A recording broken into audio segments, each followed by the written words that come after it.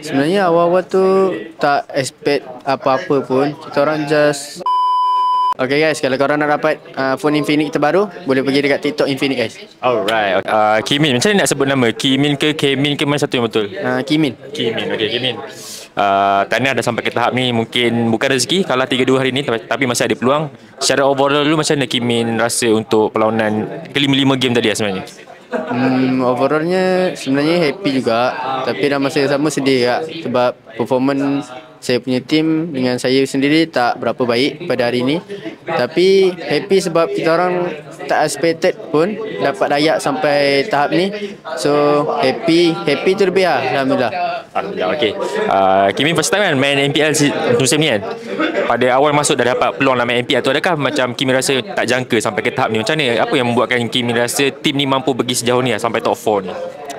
Sebenarnya awal-awal tu tak expect apa-apa pun. Kita orang just main je. Kita orang macam mana kita orang main kat screen. Bila kita tengok kita orang punya team ni boleh pergi jauh, so kita orang punya confidence tu ada. Okay. Ni rasa apa kekuatan tim ni sebenarnya? Bagi saya chemistry je. Chemistry kita orang ni agak baik untuk sekarang. Okay. Of course, lepas ni akan ada 2 minggu sebelum pergi lower bracket semi-final kan. So apa maybe perbaiki yang boleh diperbaiki Kimi rasa?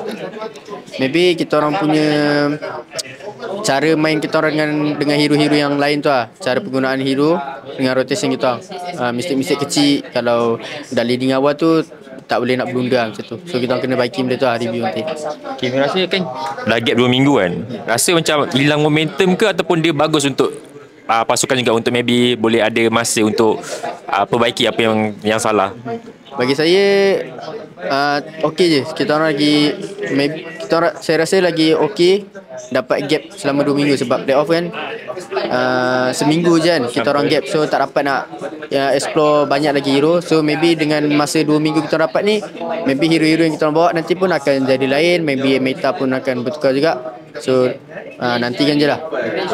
Kan di first time kan main PL season ni, apa yang Kimi rasa sebelum ni rasa nervous ataupun sekarang ni dah lebih adapt lah dengan situasi main di first tier ni sebenarnya? Untuk masa first time saya main tu rasa macam nervous sikit lah. Lepas tu lagi pun saya punya performance dekat regular pun tak berapa baik kan.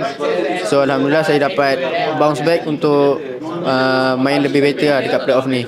Okay, last minute kata-kata untuk sekarang dah ada fan, lepas tu untuk fan DS juga, untuk dorang support lagi untuk next week, untuk 2 minggu lagi. Terima kasih buat fan-fans DX yang selalu support kita orang, yang selalu ada dengan kita orang, bagi kata-kata semangat kita orang. Terima kasih sangat-sangat.